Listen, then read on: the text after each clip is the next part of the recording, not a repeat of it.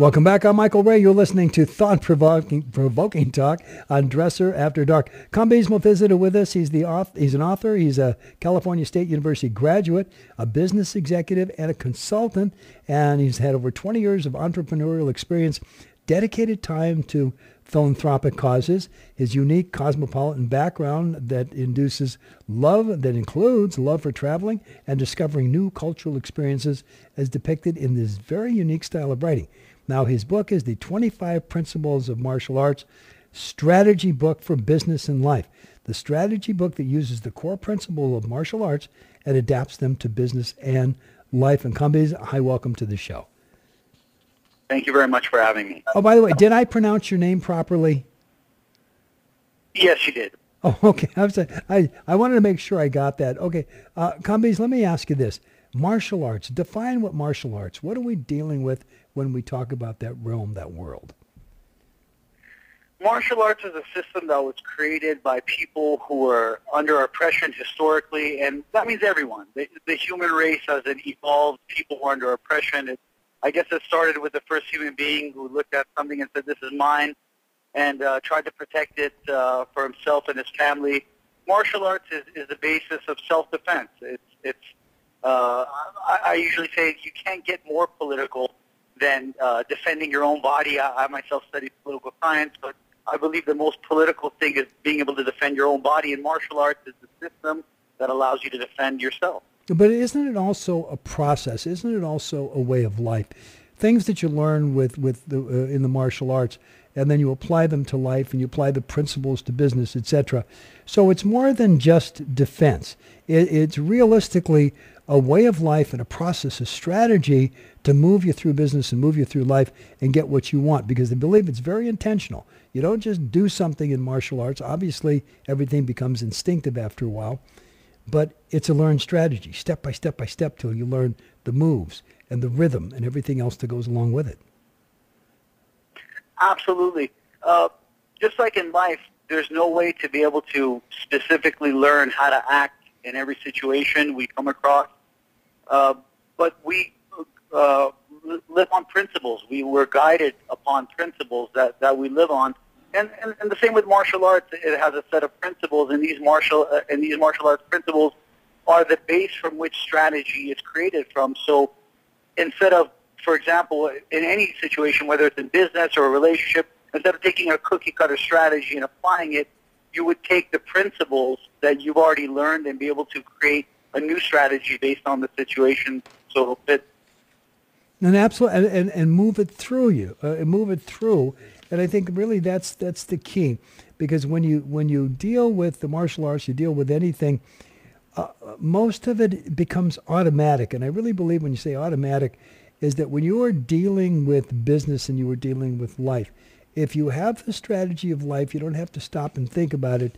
You automatically move through, you know what to do. Now, let me ask you the principle of formlessness. What are we talking about when we say that word? Well, when we're talking about the principle of formlessness, is we're talking about not giving off signals or intentions that will give off, that will reveal your hand, so to speak, or give away your advantage of surprise. You want to be able to always possess the advantage of surprise, because that's what helps you. Look at companies. They always talk about competitive advantage.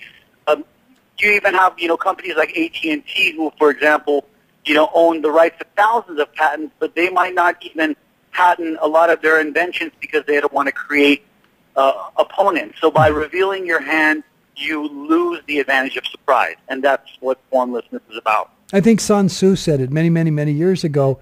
If you're strong, let your enemy think you're weak, and if you're weak, let your enemy think you're strong.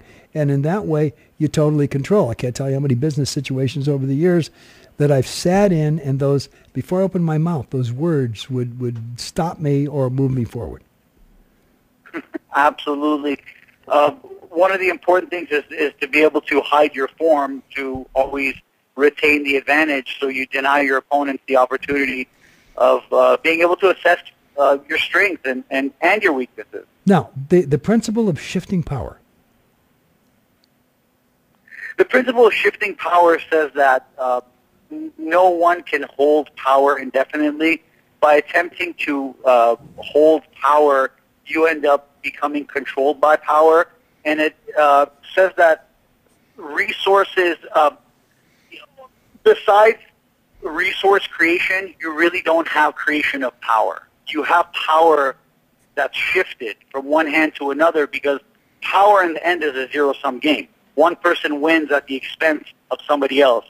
So what you're having is you're having power being shifted and transferred, not necessarily power generated unless new resources are being generated. Okay, let me come up with an example and tell me if I'm close with what you're talking about with shifting power. There's an adage that I've lived by many, many years of my life, and it's this: a good leader knows when to follow, and a good teacher knows when to be a student. I change hats constantly. Isn't that also an example of shifting power? It is. But let's look at one of the principles, another one of the principles that I wrote about, the 24th principle of apprenticeship, which teaches us that there will always exist, to some extent, a hierarchy in education, and we need that hierarchy because that, to a large extent, creates the stability of the system in which we live in and prosper. But there's no way to really advance without becoming an apprentice of somebody who knows more than you. Sure, and isn't that about life? You learn so much, and then you meet somebody who knows more, and you become the student, and then you get that, and then you've got it, and you're teaching it, and then all of a sudden you meet somebody who knows more than you, and you become the student again. Isn't that constant? Absolutely, it is. And let's look at an old case in martial arts, one of the most famous martial arts in the world in Olympic sport, judo. Jigoro Kano, when he came up with the system of judo, he was an upstart amongst thousands of jiu-jitsu schools in Japan at that time. But at that time, they were going through a modernization period, so they wanted to advance their systems, and judo became the state sanctioned or official system. But he was an upstart, and when he came in, he was maybe 20, 30 years younger than these jiu-jitsu masters who've been practicing for maybe 30, 40 years of their life, and they ended up becoming students of someone who was 30, 40 years younger than they were, which was interesting. Which tells you that they're wonderful teachers because they know. And I think that's really what it's about. It's you can't know everything, and there are people who can look over your shoulder and see what you don't see. And I think that's really some of the secrets of life. Okay, the principles of alliance. The principles of alliance says that alliances are constantly shifting, and the reason why they're shifting is because they depend on human desires. Humans, each individual has their own wants and needs, and based on their own wants and needs, they may make temporary alliances so they can benefit, but what I advise is to make alliances with people stronger than yourself, and in doing that, you become stronger and you benefit. But on the flip side, if you end up making an alliance with someone weaker than yourself, that may weaken you, though you still may benefit. Okay, and a great example of that is if you are, quote unquote, an entrepreneur. There's so many entrepreneurs out there today that is sitting at your home, and you've got a business, and you've got your computer on the kitchen table, and that's where you're making money. Now all of a sudden you start to get more orders, you're making more money, you've got to hire people to augment your skills. So you hire people who know more than you do, because that in and of itself has got to be one of the principles of alliance. You hire people that can increase your ability and your impact on the world out there. Absolutely. And look, it's natural for us as human beings not to want to let go, to want to do everything. And we feel by doing that we're establishing our domain over our belonging. But really we need alliances, and because each individual can bring a strength to the table, and sometimes they can bring a weakness to the table, and that's why alliances have to be viewed with scrutiny before they're developed and taken forward. Okay, touch on this. Fast loss, quick win.